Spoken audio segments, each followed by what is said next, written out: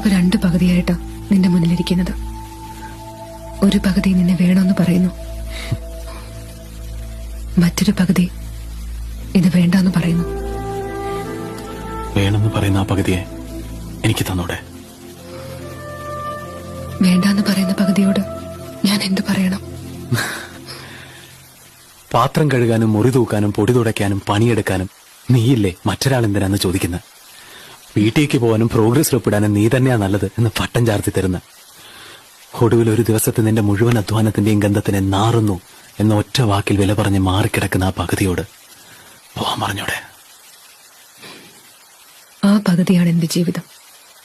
പക്ഷേ 14 വർഷത്തിന് ശേഷം ആ പകുതിക്ക് ഞാൻ അറിയാത്ത മറ്റൊരു പകലും രാത്രിയുണ്ടെന്ന് അറിഞ്ഞപ്പോ അതിലെന്താണ് തെറ്റെന്ന് എന്റെ മുഖത്ത് നോക്കി